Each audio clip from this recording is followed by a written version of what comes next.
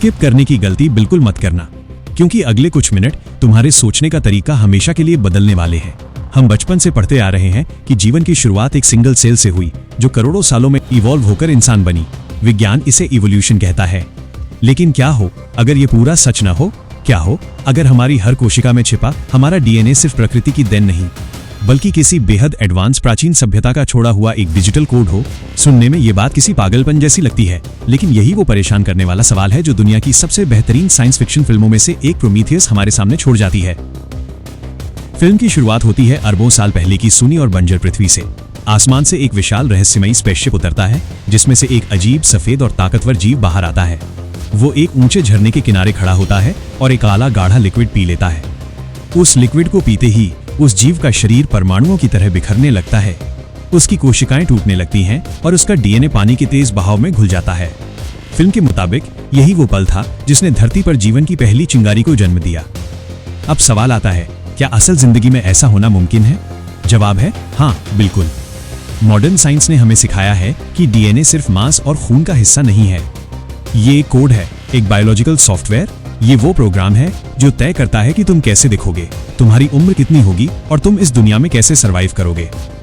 अब जरा ठंडे दिमाग से सोचो, अगर आज का इंसान लैब में बैठकर जीन्स को एडिट कर सकता है, नए जीव बना सकता है, तो सोचो हमसे लाखों करोड़ों साल आगे की कोई सभ्यता क्या कुछ नहीं कर सकती होगी।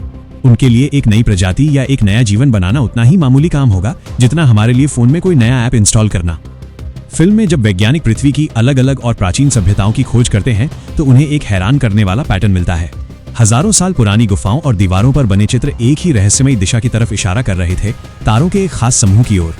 मानो हमारे पूर्वज चीख चीख कर हमसे कह रहे हों कि हमारे बनाने वाले उस अंधेरे आसमान में रहते हैं। इसी जवाब की तलाश में इंसान अंतरिक्ष की गहराइयों में निकल पड़ता है, अपने गॉड यानी अपने निर्माताओं से मिलने। लेकिन वहां पहुंचकर उनका सामना एक ऐसे खौफनाक सच से होता है जिसके लिए वो तैयार नहीं थे। अगर हमें किसी ने बनाया तो उन्हें किसने बनाया, और फिर उनके बनाने वाले को किसने बनाया? यहीं पर एंट्री होती है एक असली और प्रामाणिक वैज्ञानिक थ्योरी की, जिसे डायरेक्टेड पैंसपर्मिया कहा जाता है।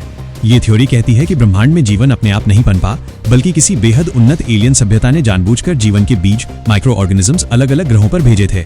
आपको जानकर हैरानी होगी कि डीएनए के स्ट्रक्चर को खोजने वाले महान वैज्ञानिक फ्रांसिस क्रिक ने भी माना था कि इस संभावना को पूरी तरह नकारा नहीं जा सकता, भले ही आज के विज्ञान के पास इसका कोई ठोस सबूत न हो और वो इवोल्यूशन को ही सच मानता हो। लेकिन एक सवाल आज भी साइंस की रातों की नींद उड़ाए हुए है, आखिर पहली जीवित कोशिका, फर्स्ट लिविंग सेल बनी कैसे? विज्ञान यह तो समझा सकता है कि जीवन कैसे बदला और आगे बढ़ा, लेकिन विज्ञान आज तक ये नहीं समझा पाया कि जीवन की पहली शुरुआत उस बेजान मिट्टी में से कैसे हुई।